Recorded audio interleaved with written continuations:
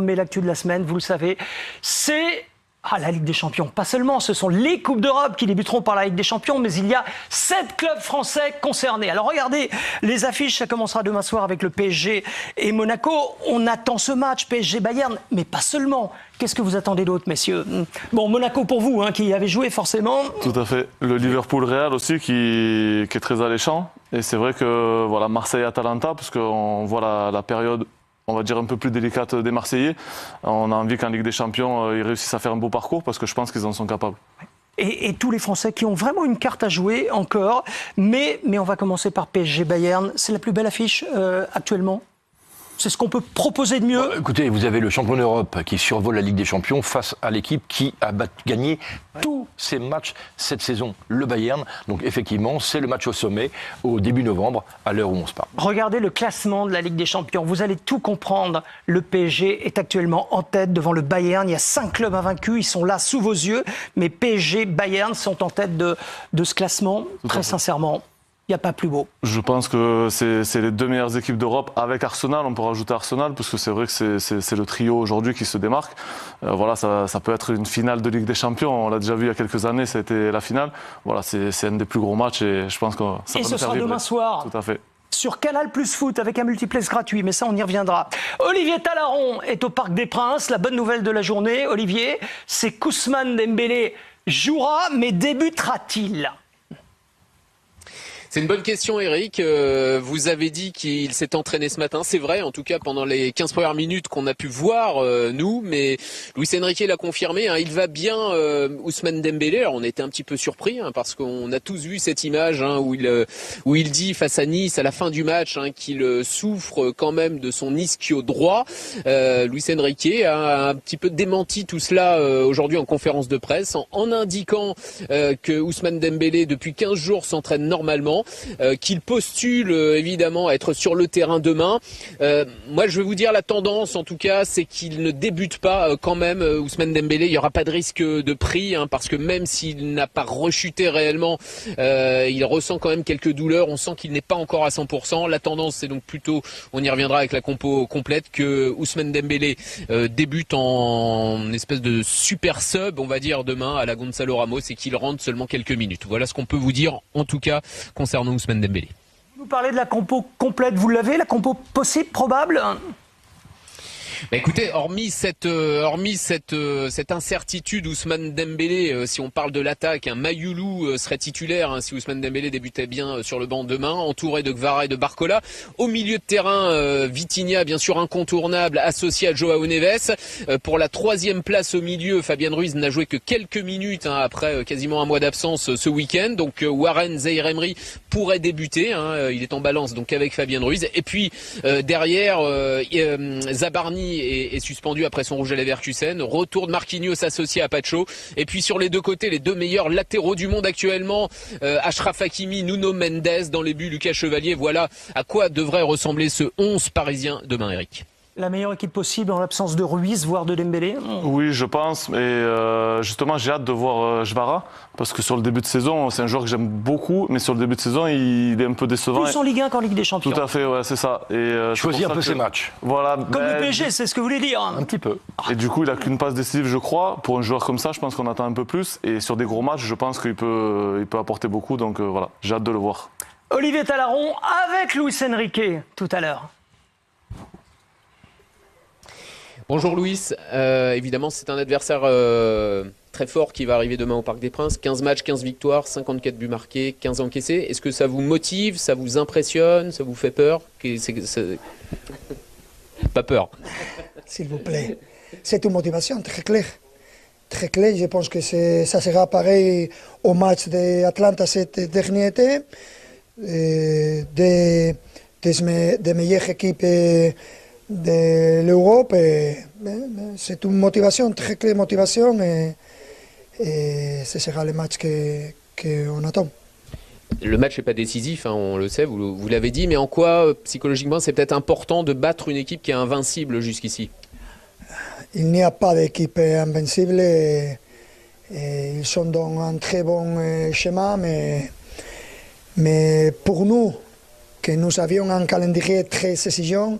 C'est différent, et c'est la difficulté de cette compétition parce que il y a les mêmes valeurs en termes de points, mais c'est différent de jouer contre Pafos ou jouer contre Bayern Munich ou Barcelona ou Leverkusen. Et en ce sens-là, nous devons penser à gagner les points l'avant possible. Vous dites que vous jouez pareil en Ligue 1 et en Ligue des Champions, mais les résultats sont meilleurs en Ligue des Champions. Pourquoi? Pour la même raison que l'année dernière, ils sont meilleurs dans la Ligue, fait à l'inverse, et c'est comme ça. Parce que C'est pas une question de motivation. non, le football est beaucoup de fois imprévisible et il faut accepter ça. Bien sûr qu'on peut améliorer, et je pense, non seulement dans la Ligue, mais aussi dans la Champions League. Et c'est notre objectif. Merci, c'était 3 questions, vous voyez. Non, Merci. Et Olivier a posé la bonne question. C'est vrai qu'il y a un PSG Ligue 1 et un PSG Ligue des Champions. C'est ce que disent les chiffres, en tout cas. Carrément. Ben, on a regardé. On a vu qu'en Ligue 1, le PSG, avant le début de la Ligue des Champions, avait pris 12 points sur 12 possibles. Et que depuis le début de la Ligue des Champions, Paris est à 12 points sur 21 possibles. C'est une vraie différence et effectivement, il y a beaucoup d'explications à ça. Alors vous qui avez joué, les explications, c'est mental, le PSG choisit ses matchs, il y a beaucoup de blessés, c'est quoi l'explication? Alors je pense que le jeu est différent aussi en Ligue 1. Ils tombent contre des équipes qui jouent bas, alors qu'en Ligue des Champions, ils ont plus d'espace, donc ça leur offre plus de possibilités. Mais c'était déjà le cas la saison passée. Oui, tout à fait. Mais il y a aussi le fait, en Ligue 1, ils ont pas mal de turnover en ce moment avec des blessés. Il y a beaucoup de jeunes qui jouent. Peut-être qu'aussi, ça fait une baisse de qualité dans l'effectif et que les équipes adverses s'en servent. Je pense qu'il y a pas mal de facteurs. Après, forcément, les joueurs, quand ils arrivent un match avant la Ligue des Champions, ça se gère un peu plus, tout ça.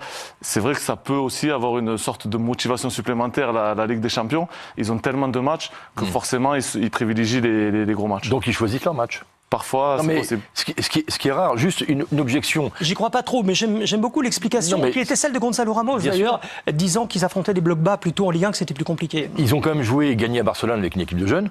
Ça, c'est qui n'est pas un bloc bas, on est d'accord. Contre l'équipe qui ouvre. Mais est-ce que le fait qu'ils ne seraient pas confrontés pour la première fois à un problème d'effectif dû aux blessures qui les oblige aussi, eux, à choisir la Ligue des Champions? On sait que la Ligue des Champions, vous le savez, c'est très exigeant. Avant, ils avaient la profondeur de banc pour jouer les deux de front. Là, peut-être pas cette année. Dans l'immédiat. Dans l'immédiat, oui. Et puis peut-être la psychose aussi l'année dernière, où ils se sont qualifiés pour la Ligue des Champions à la dernière journée. Là, peut-être de se dire, bon, on joue à fond sur les premiers matchs pour prendre de l'avance et être plus tranquille. Quand on est arbitre, on le sent, ce genre de choses?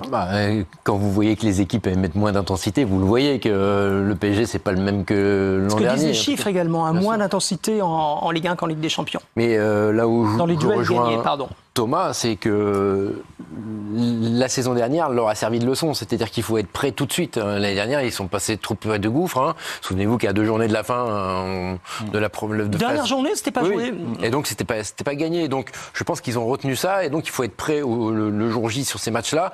Et peut-être, consciemment ou inconsciemment, chacun apportera son. Et le Bayern a retenu la leçon aussi. Et que dites-vous à ceux qui s'inquiètent pour le PSG, alors du coup Non, le PSG sera là au le prochain. rythme de croisière va se mettre en place. À ceci près que l'an dernier, ce qui était favorable au PSG, c'est qu'ils étaient qualifiés, ils étaient champions très tôt, ce qui leur laissait vachement de latitude pour préparer au mieux les matchs qui allaient compter en Ligue des Champions. Là, ce sera peut-être l'inverse. Ils sont peut-être qualifiés très tôt. Et peut-être. Et pourront jouer un peu plus en Ligue 1. On verra. En tout cas, Olivier Talaron, on rappelle que le PSG est champion d'Europe. Il y a une image que vous vouliez nous montrer, filmée par Nicolas Paillard, qu'on n'a jamais vue. C'est le mur des légendes. C'est quoi ? Exactement, c'est dans le vestiaire parisien, dans la salle d'échauffement, juste à côté du vestiaire principal, avec ce mur des légendes.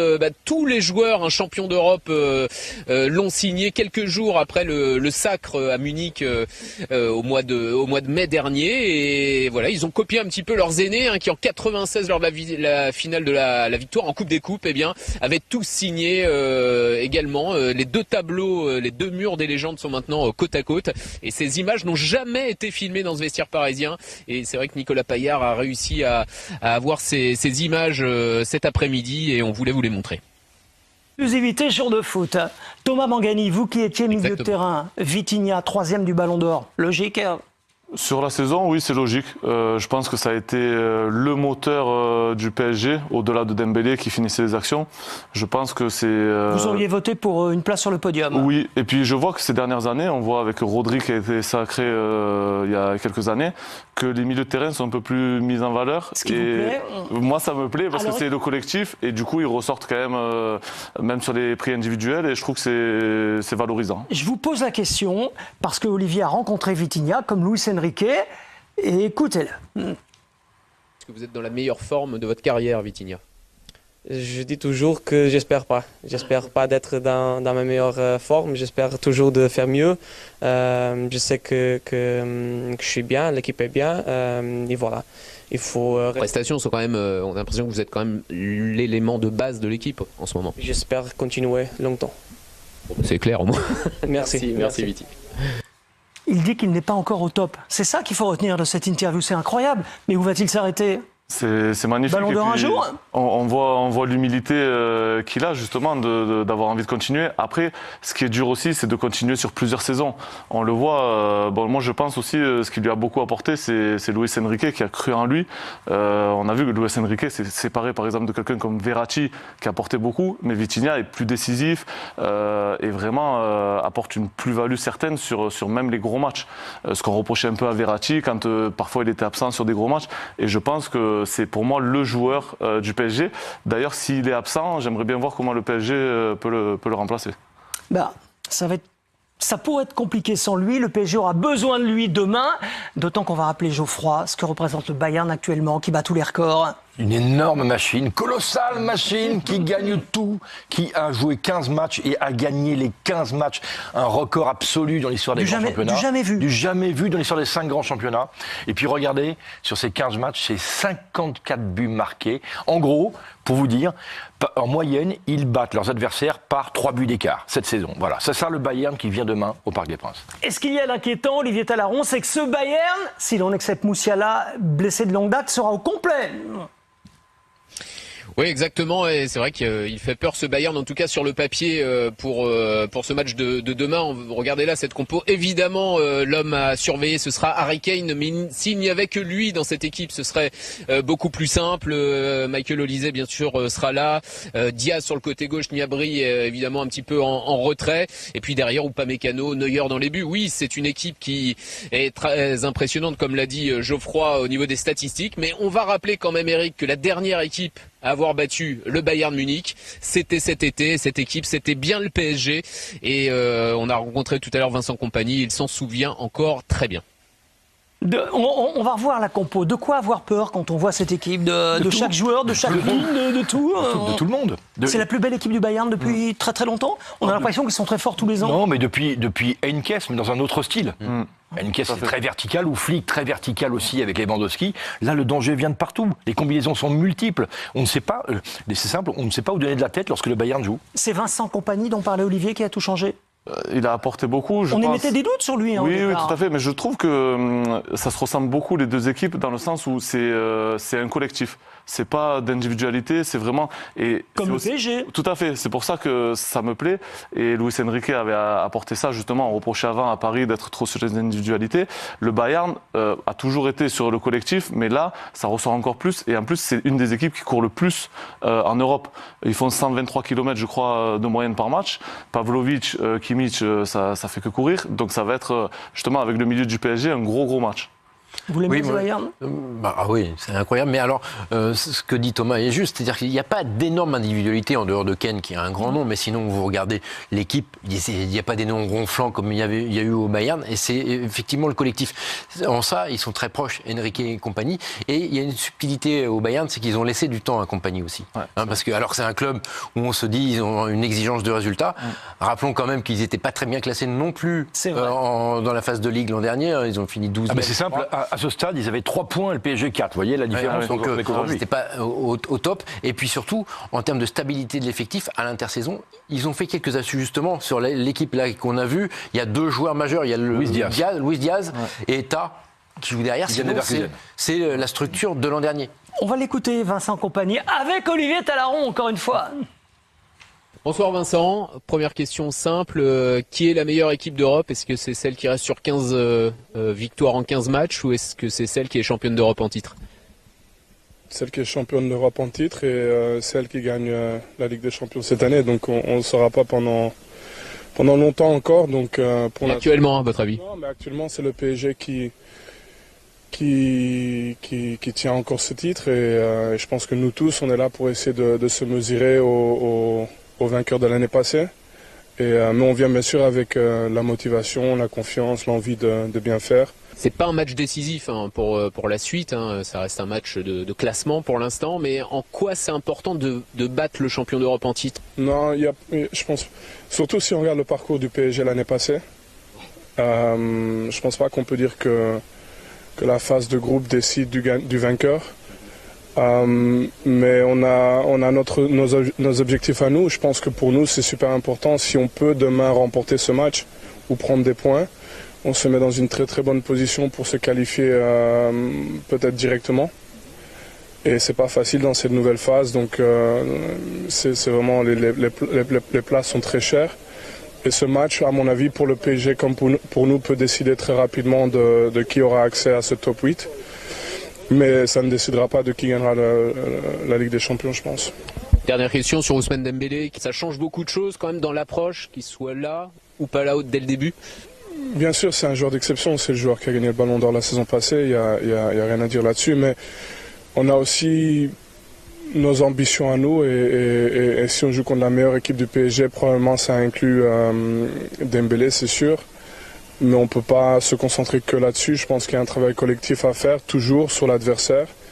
Et puis on a aussi nos armes à nous qui peuvent nous aider à remporter ce match. Mais c'est un joueur qui marque, c'est un joueur qui est en confiance et qui probablement a hâte de lancer sa saison au plus haut niveau. Et voilà, tôt ou tard, il sera important pour le PSG, très important pour le PSG. Mais nous, on veut toujours faire notre travail à nous. Merci, bon match demain. Merci Vincent. Merci beaucoup. Vincent Compagnie avec Olivier Talaron, que l'on remercie. On se dit à demain pour cette soirée Ligue des Champions sur les antennes du groupe Canal. Olivier, le PSG a Dembélé pour arme et le Bayern a Kane. Kane, il marque, il est décisif toutes les combien de minutes? Incroyable. Et il est une fois toutes les 47 minutes. C'est-à-dire qu'en gros, but surtout ou pas décisif, c'est quasiment 2 fois par match. C'est évidemment cette saison un record. On va voir ces buts avec vous, Thomas, en Ligue des Champions. Alors, Kane buteur, c'est ce qu'on retient avant tout, même s'il est aussi passeur. Mais là, ce qu'on retient de lui en Ligue des Champions, c'est avant tout ses buts. Alors, parfois sur pénalty, mais bon. Tout à fait. Moi, c'est un joueur que je trouve vraiment complet. Au-delà de tous ces buts que l'on peut revoir, c'est dans la construction du jeu du Bayern contre Chelsea. Sur toutes les transitions, il est entre les lignes, il pose des problèmes au milieu adverse, il est à la dernière passe. Mais ça, depuis même Tottenham, il a toujours été justement sur ce côté collectif et en même temps d'avoir des stats de buteur. Donc pour moi, au-delà de l'aspect buteur, je retiens aussi tout ce qu'il apporte au collectif, à la manière d'un Karim Benzema. Je le trouve plus dans ce registre-là plutôt qu'un Erling Haaland où il va être plus finisseur. Moi, dans une équipe, je dis oui tous les jours à Harry Kane dans n'importe quel club d'Europe. Vous serez nombreux. Voilà, n'importe quel club d'Europe. Oui. Non, mais je pense même au Real, dans tous les gros clubs, je pense qu'il aurait fait une magnifique carrière comme il le fait. Kane, Mbappé, Haaland, je crois que tout le monde dit oui tout de suite. Exactement. Quels que soient les trois. On suivra d'ailleurs de mardi et mercredi ce match à distance, évidemment. L'autre choc avec PSG Bayern, ce sera Liverpool contre le Real Madrid, match à vivre en multiplex ou en intégralité. C'est vous qui choisirez demain soir à 21h sur Canal+, multiplex offert à tous. Ce sera gratuit, donc parlez-en autour de vous pour les gens qui n'ont pas Canal. La soirée débutera à 18h45 avec Naples et Arsenal. Et puis ensuite, le programme de la soirée, vous l'avez. Liverpool-Real, je le disais dans les titres, combien de Ligue des Champions sur la pelouse? 21, 15 pour le Real et 6 pour Liverpool. On ne peut pas faire mieux puisque Milan ne joue pas la Ligue des Champions. C'est l'autre choc de cette soirée. Reportage Antoine Huguet. Liverpool-Real Madrid à suivre en multiplex comme le match PSG-Bayern. On va rappeler le classement pour vous dire qu'actuellement le Real est 5e, Liverpool 10e après 3 journées. Arne Slot, 2 questions. Liverpool, Arne Slot est en danger ou pas, messieurs? Pour moi, non. Je pense que pour l'instant, il lui laisse encore du temps. En plus, il y a l'enchaînement des matchs. Et honnêtement, je pense que les dirigeants de Liverpool regardent aussi, par exemple, un club comme Arsenal a été en difficulté pendant de nombreuses années. Et maintenant... oui, mais ils étaient bien, Liverpool, il y a quelques mois. Oui, mais bon, je pense qu'il aura encore du temps parce qu'il a fait de belles choses la saison dernière et il a quand même un peu d'immunité. Donc Arne Slot, pas en danger pour vous. Et puis deuxième question sur le Real Madrid. Tony, pourquoi est-ce qu'on parle si peu? Alors on parle beaucoup du Real, mais moins que le Bayern. On dit Bayern, équipe invincible, 15 matchs, 15 victoires. Le Real, je crois que c'est 13 victoires en 14 matchs. Pourquoi on parle si peu du Real? Pourquoi on a des doutes encore sur ce Real? Ils n'ont pas encore joué contre le PSG, sinon on en aurait parlé plus. Peut-être, oui. Non, mais le Real... Enfin, on en parle pour les petites histoires, quoi, Vinicius. Oui. Si vous regardez la soirée de demain soir, le PSG contre le Bayern et Liverpool-Real, c'est des finales de Ligue des Champions, c'est les dernières quasiment. Hein. Donc vous avez le carré d'or là, demain soir, c'est les plus gros clubs actuels. Et alors, Liverpool, Arne Slot, moi je pense qu'il est en danger parce qu'ils ont fait les 3 plus gros recrutements de leur histoire cet été et ça marche pas. Et je pense que si à la fin de la phase de Ligue, ils sont pas dans les 8 premiers, lui il sera en danger. C'est bien, ça va épicer la soirée de demain, encore une fois. Vous avez des doutes, vous, sur le Real, rapidement? Un petit peu, oui. J'attends de les voir dans les gros matchs. Il y a eu un gros match cette saison, 5-2 contre l'Atlético, ils ont perdu largement. Donc ça reste ils ont battu le Barça aussi. L'autre club, messieurs, parce qu'à 21h, il y a Sunderland-Everton. Et Sunderland, c'est l'équipe surprise, la Première Ligue, on a envie de voir ça. L'autre club français à jouer demain, ce sera Monaco, 27e seulement du classement de la saison régulière et qui vient de s'incliner en plus contre le Paris Football Club ce week-end en Ligue 1. Vincent Gallier, vous êtes à Bodø, au-delà du cercle polaire pour jour de foot. Monaco doit absolument faire un résultat demain pour continuer d'espérer en Ligue des Champions. Oui, Monaco doit agir et vite rebondir après sa première défaite sous l'ère Pocognoli, battu 1-0 par le Paris FC, où les Monégasques ont été méconnaissables. Alors évidemment, Monaco est en quête d'apprentissage des préceptes du coach belge, mais les Monégasques n'ont plus de temps. Il faut s'imposer, prendre des points en Ligue des Champions. Seulement 2 petits points pris en 3 journées de Ligue des Champions. Monaco doit s'imposer ici à Bodø/Glimt dans la grande forteresse du Nord, sur cette pelouse synthétique, avec des températures qui avoisinent les 2 à 3 degrés, mais surtout là où beaucoup d'équipes se sont cassées les dents. Il est difficile de gagner ici. Bodø/Glimt reste sur une série de 29 victoires sur les 37 derniers matchs joués ici à domicile en Coupe d'Europe. Monaco doit retrouver l'étincelle et prendre des points pour espérer se qualifier au minimum en barrage de Ligue des Champions. Thomas Mangali, vous avez débuté à Monaco, ça reste le club de votre cœur, hein? Oui, tout à fait. J'ai passé 10 ans là-bas, donc forcément, j'ai toujours un petit pincement au cœur quand je les vois. Et vous avez des doutes sur Sébastien Pocognoli ou pas? Non, honnêtement, pour l'instant... c'est sur courant alternatif depuis oui, son arrivée. j'attends de voir sur le long terme. Après, il a un effectif... pour moi, je pense, un peu moins bon que la saison dernière. En plus, avec pas mal d'absents. Zakaria qui est absent, qui leur fait du mal. Ils ont perdu Zingo. Après, il y a leur attaquant, Biret, qui est en méforme, je pense, sur le début de saison. C'est moi qu'on puisse dire. Oui. Voilà. Et du coup, je pense qu'en fait, ils payent aussi ça. Parce que quand on arrive avec un effectif, il faut arriver à s'adapter. Et Pogba qui est toujours pas présent. On l'écoute au micro de Vincent Gallier. Est-ce qu'on peut déjà parler d'un match capital au niveau comptable ? Un match important, oui. Au niveau comptable, c'est sûr qu'on doit commencer à engranger les points. Donc, au-delà des points, on a envie surtout de faire une bonne prestation et de faire une prestation aussi en point de vue attitude solide. On vous a vu extrêmement séduisant contre Tottenham. Quelles vont être les clés de ce match ici en Norvège pour justement cette fois que au niveau comptable ça fonctionne un peu mieux? Essayer premièrement de transformer les occasions qu'on se créera demain. Et aussi, je pense que l'aspect mental et cohésion d'équipe sera primordial demain parce qu'on va affronter un adversaire qui se base beaucoup sur ça. Donc, il faudra à ce niveau être aussi bon qu'eux. Est-ce que vous êtes satisfait de l'évolution de votre équipe depuis maintenant, ça fait un peu plus de 3 semaines que vous êtes là? On évolue. On a eu des très bons moments en championnat et en Ligue des Champions. On a eu des après enchaînement de matchs pendant la semaine difficile avec Toulouse et Paris. Mais globalement, oui, je vois l'équipe qui évolue avec aussi le contexte de nombreux absents. On essaye de trouver les meilleures solutions. Il y en a plusieurs bonnes réponses depuis 2-3 semaines. Donc j'espère qu'on va continuer comme ça jusqu'à la trêve de novembre.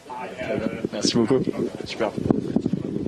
Monaco demain soir en intégralité ou en multiplex sur les antennes du groupe Canal. Pour l'instant, c'est la Première Ligue avec Sunderland contre Everton en direct du Stadium of Light, le stade de la lumière, avec toute l'équipe technique de Canal réunie ce soir autour de Fabien Perroche, le réalisateur, et autour à l'édition de Tom Cariolet, assisté de Lucas Puel, d'Antoine Judith, Valentin Dupont. Coup d'envoi 21h, restez avec nous. Merci d'avoir regardé la vidéo. N'hésitez pas à laisser un commentaire pour partager vos impressions et à vous abonner pour ne rien manquer. À très bientôt pour de nouvelles aventures.